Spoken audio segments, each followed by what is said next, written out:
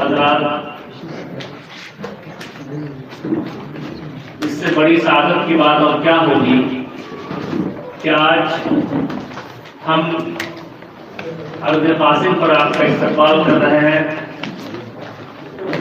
ایک ایسی شخصیت جس نے اپنی پوری زندگی دعوت و اصلاح کے لیے وقف کر رکھی تھی، اس کی سرزمین پہ، اس کے ادارے پہ آج تمام علماء کرام کا تہہ دل سے استقبال کرتے ہیں۔ آج ہم ایک ایسے مشورے کی خاطر منتھن کرنا چاہتے ہیں، ایک ایسے مشورے کی خاطر ہم یہاں پہ جمع ہوئے ہیں جسے ہمیں اگر اپنی زندگی کا ایسا جز بنا لینا چاہیے جو جز لاانفک ہو، ایک ایسا مقصد جو مقصد نبیوں کا ہے، رسول کا ہے، انبیاء کا ہے، ایک ایسی اصلاحی کوشش جس کے لیے پوری کی پوری امت بےتاب ہے، لیکن کوئی اس تک وہاں تک پہنچ نہیں پا رہا ہے۔ دل کا ایک درد ہے مولانا قاسم رحمۃ اللہ علیہ، جنہوں نے ہماری تربیت کی اور ہمیں پالا پوسا بڑھایا، یہاں تک پہنچایا۔ میں ان کے ایک ایک قدم اور ان کی جو نعمتیں، جو برکتیں ہمارے اوپر ہیں، جو شفقتیں ہمارے اوپر ہیں، اس کے ایک ذرے کے برابر بھی میں کچھ نہیں کر سکتا، ان کا حق ادا نہیں کر سکتا۔ آج انہی کی مشن کو اور انہی کی سنت کو زندہ کرنے کے لیے ہم نے آپ حضرات کو زحمت دی ہے۔ ہمیں امید ہے کہ میرے دل سے نکلی ہوئی بات آپ تک اثر کرے گی، اور جس مقصد کے لیے ہم یہاں جمع ہوئے ہیں وہ مقصد انشاءاللہ ہمارا کامیاب ہوگا باذن اللہ تعالی۔ حضرت مولانا آفتاب غازی صاحب حفظہ اللہ کو تشریف رکھتے ہیں۔ مولانا آفتاب غازی صاحب مولانا آفتاب غازی صاحب حضرت یہ معہد الطیبات بھنگا میں بچیوں کا مدرسہ ہے، اس میں وہ تعلیم دیتے ہیں۔ میں گزارش کرتا ہوں مولانا آفتاب غازی صاحب سے کہ وہ اپنے مختصر سے بیان میں اصلاح معاشرے کی اہمیت اور ضرورت، ظاہر ہے ہمارا موضوع کچھ متشابہ سا ہے، یعنی کہ مشترک سا ہے، لیکن یہ کہ ہر موضوع کی اپنی خصوصیات ہیں، جن خصوصیات کی طرف آپ کی توجہ ہونی چاہیے۔ اصلاح معاشرہ کی اہمیت اور اس کی کیا ضرورت ہے، مولانا آفتاب غازی صاحب اپنے تجربات کی روشنی میں مختصر اس کا اظہار خیال کر رہے ہیں۔ بسم اللہ الرحمن الرحیم، نحمده ونصلي على رسوله الكريم، اما بعد، اعوذ باللہ من الشیطان الرجیم، بسم اللہ الرحمن الرحیم، ربنا وابعث فیہم رسولا منہم یتلو علیہم آیاتک ویعلمہم الکتاب والحکمہ ویزکیہم انک انت العزیز الحکیم۔ صدق اللہ العظیم۔ حمد و ثنا رب ذو جلال کے لیے، درود و سلام آپ کے لال کے لیے۔ یہاں پر اکابر علماء موجود ہیں اور مجھے اپنا سبق سنانے کا حکم دیا گیا ہے۔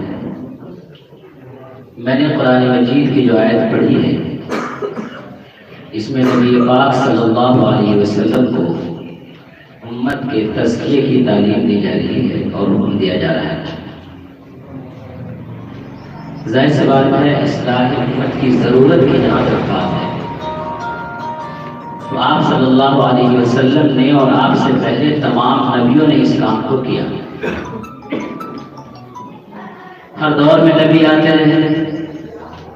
محمد عربی صلی اللہ علیہ وسلم جو آخری نبی بنائے گئے، اس کے بعد نبی کا سلسلہ ختم ہوا، لیکن در حقیقت ختم نبوت کے سلسلے میں کار نبوت کے دائرے کو بہت پھیلا دیا گیا کہ اب ہر شخص نبوت کا کام کرے گا، اس لیے کہ جتنا قیامت کا وقت قریب آتا رہے گا اتنا ہی اسلام کی ضرورت بڑھ جائے گی۔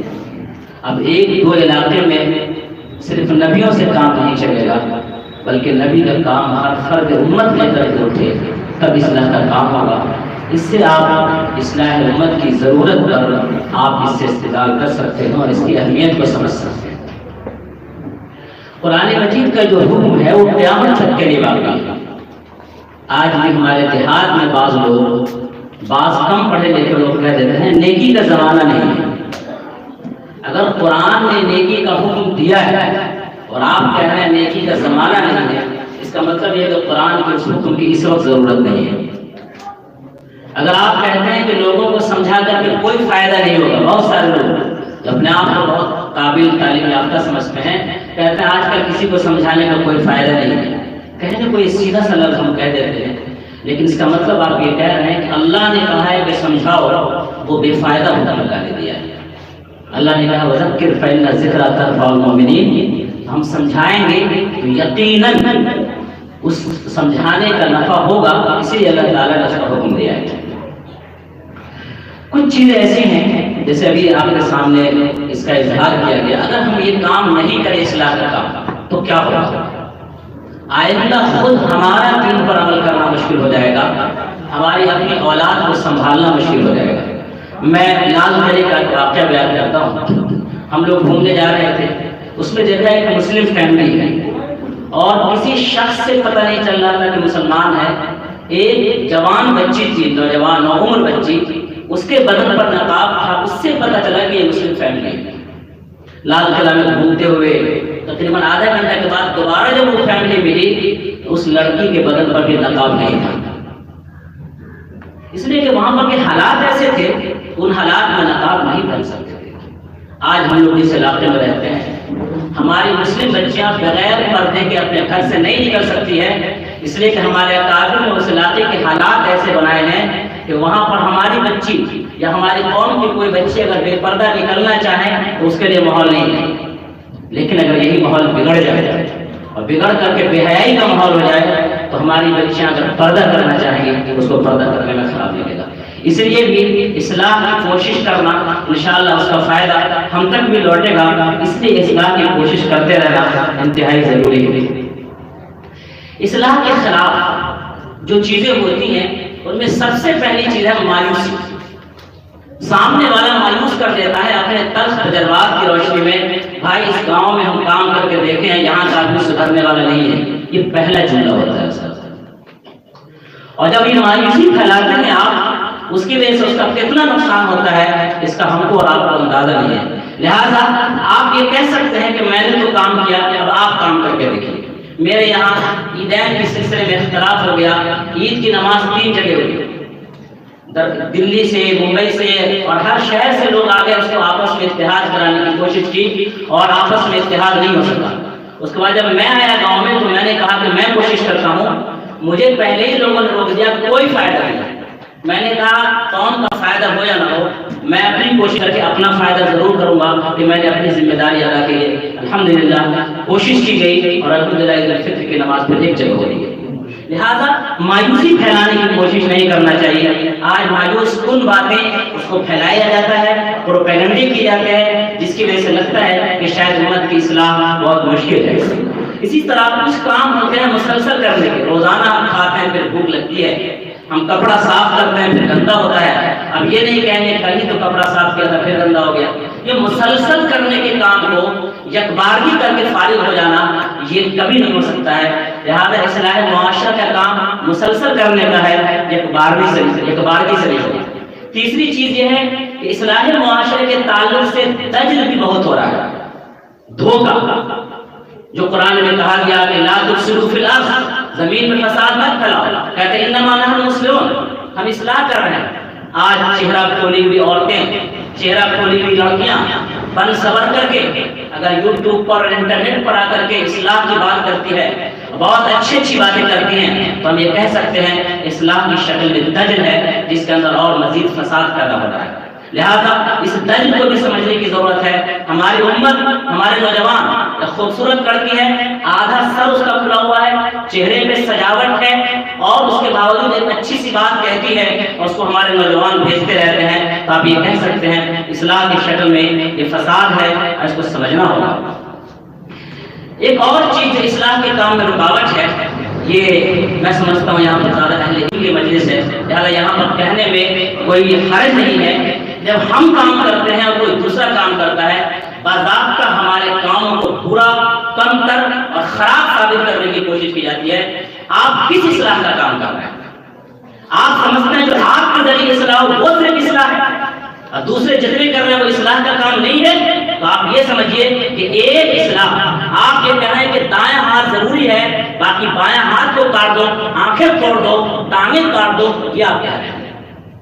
اس لیے جو بھی اصلاح کا کام کر رہا ہے جس کی جو صلاحیت جس استر پر وہ کر پا رہا ہے اس کی حوصلہ افزائی کرنا چاہیے.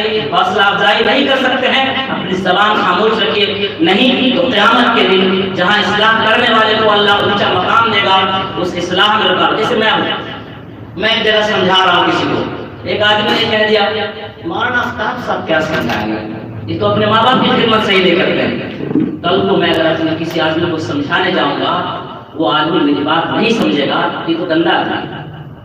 آپ اصلاح کے کام کو باضابطہ روک رہے ہیں اگر ایک دوسرے کو نیچا دکھانے کی آپ کوشش کر رہے ہیں. درج میں یہ ہے کہ تعلیم کے نام پر, ملازمت کے نام پر ہماری بچوں کے اندر ایک بگاڑ پیدا ہو رہا ہے. حضرت مولانا انوار اللہ فلک صاحب قاسمی دامت برکاتہ ہمارے بڑے ہیں, مربی ہیں, بہت سیکھنے کو ملتا رہتا ہے ان سے. انہوں نے بھی اس کی طرف ذکر کیا. حضرت مولانا قاسم صاحب مظفر پوری رحمۃ اللہ علیہ جو چھوٹے مدرسوں کی حوصلہ افزائی کرتے تھے, جلسے میں اس عمر کے باوجود رات بھر بیٹھ جاتے تھے, کہیں نہ کہیں اس مدرسے کی حوصلہ افزائی محسوس ہوتی تھی تاکہ جس علاقے میں ہم نہیں کام کر پا رہے ہیں اس علاقے میں یہ اگر کام کر رہا ہے تو یہ ہمارے حصے کا کام کر رہا ہے. حضرت مولانا اس سے پہلے جب حضرت کی صحت خراب تھی میں یہاں آیا تھا تو حضرت کو تھوڑا کم سن پا رہے تھے اس وقت. تقی بھائی کے ذریعے بعد میں ان کو معلوم ہوا کہ مولانا آفتاب صاحب نے شہر سے دور چلہ جلاول پور میں تھوڑی سی زمین حاصل کی ہے. حضرت نے لیٹر پیڈ بنا کے خط لکھا اور اس میں رہنمائی فرمائی کہ کیسے کام کرنا ہے وہاں پر. یہ ہوتا ہے اصلاح کا کام جو کر رہا ہے جو بھی ٹوٹا پھوٹا اس میں حوصلہ افزائی کرنا. دربھنگہ شہر میں ہم جو کام کر پا رہے ہیں تھوڑا بہت, کچھ نوجوان ہیں جو اردو کے نام پہ جوڑتے ہیں. ہم نے ان نوجوانوں کو جوڑا ہے جو اسکول کالج کے رہنے والے ہیں اور اردو زبان کے نام پر آرام سے جڑ جاتے ہیں. اردو کے نام پر میں نے ان کے سامنے رحمت عالم پڑھنا شروع کیا. ایک ایک لفظ کی تشریح کر لیتے اردو کے نام پر, لاسٹ میں اشعار اردو ہو جاتے ہیں اور اس کے بعد سیرت اور اس کے تقاضے کو سمجھاتے ہیں. الحمدللہ دھیرے دھیرے ایک بڑی تعداد اس سے جڑتی جا رہی ہے. ڈپلومہ اسلامیات کے نام سے خواتین, ہمارے یہاں ہمارے عربی کا مدرسہ ہے, جو بچیاں عربی نہیں پڑھنا چاہتی ہیں ان کے لیے ہم نے دینیات کا کورس شروع کیا. الحمدللہ دینیات میں اسکول کالج کی بڑی بچیاں آ گئی تھیں. اس کے بعد ڈپلومہ اسلامیات کے نام سے کورس شروع کیا. الحمدللہ کئی اسکول کی ٹیچر اس میں پڑھ رہی ہیں اور ہم سے یہ کہا ہے کہ آپ کے سامنے فیوچر اور مستقبل رکھا ہوا ہے. جو ہمارے بچے آپ کے سامنے پڑھتے ہیں اگر آپ کی اصلاح ہو گئی تو آپ سب کی اصلاح کر لیں گے. الحمدللہ ان کی تربیت کرنے کی کوشش کی جاتی ہے. جدید زمانے کے اعتبار سے اسکول میں پینٹنگ ہوتا ہے, ایگزیبیشن ہوتا ہے. ہم لوگوں نے اس پہلو سے بھی کوشش کی جس کی وجہ سے دلچسپی پیدا ہوتی ہے. الحمدللہ اصلاح کا کام ہوتا ہے. آخری بات جس کی طرف ہمارے محترم جناب مولانا رحمۃ اللہ ندوی صاحب نے اشارہ فرمایا کہ جو جلسے ہو رہے ہیں, جلسے رات بھر کے جلسے, صبح انسان کو کام پر نہیں جانے دیتے ہیں. پھر صبح کام پر جانے والا انسان یا تو جھوٹ بولتا ہے کہ طبیعت خراب ہے حالانکہ اس کو نیند آ رہی ہوتی ہے, یا اگر وہ دفتر میں چلا جاتا ہے کام کرنے کے لیے تو انصاف کے ساتھ کام نہیں کر پاتا ہے. اس پر دیانتی کا ذمہ دار وہ مدرسہ ہے یا وہ جلسے ہیں جن جلسوں میں یہ کام ہوتا ہے. جلسوں کے اندر جگہ سارے علماء کرام ہیں, نعت خوانی کا اتنا رواج بڑھ گیا ہے, ایک ایک گھنٹہ ڈیڑھ ڈیڑھ گھنٹہ نعت خواں کو وقت دیا جاتا ہے. مقرر کی باضابطہ بے عزتی ہوتی ہے. بعض جلسوں میں ہم نے یہ بھی سنا ایک مقرر میں تقریر تھی, اس کے بعد ایک صاحب نے نعت پڑھی, نعت پڑھنے کے بعد ایک مقرر کو دعوت دی جا رہی ہے یہ کہتے ہوئے کہ میں 10 منٹ کے لیے فلاں مقرر کو دعوت دیتا ہوں, اس کے بعد انشاءاللہ فلاں شاعر کو بلاؤں گا. جیسے مقصد ان کا شعر شاعری کرنا ہے. اور علماء جانتے ہیں خرچ کے اعتبار سے جتنا خرچ ان پر ہوتا ہے میرے بھائیوں یہ اس جلسے کی اصلاح کی ضرورت ہے. حضرت مولانا اشتیاق احمد صاحب مظفر پوری دامت برکاتہ نے وضاحت فرمایا تھا کہ یہ جلسے ہیں یہ جلسے ہمارے برادران وطن کو بھڑکانے کا کام کرتے ہیں. چھوٹا سا جلسہ ہم کرتے ہیں جس چیخ پکار کے ساتھ جس انداز میں ہم بات کرتے ہیں جیسے ابھی یہاں سے اٹھنے کے بعد امریکہ کو اٹھا دینے والے ہیں اور کچھ کرتے کچھ جا کے اس بس اٹھ جاتے ہیں سو جاتے ہیں. نتیجہ یہ ہوتا ہے کہ سامنے والا بھڑک جاتا ہے اور ہم جا کے سو جاتے ہیں. اس کا نقصان اٹھانا پڑتا ہے. اس کی بھی اصلاح کی ضرورت ہے. جو کمی کوتاہی بولنے میں ہوئی اس کے لیے میں معذرت خواہ ہوں. وآخر دعوانا الحمدللہ رب العالمین.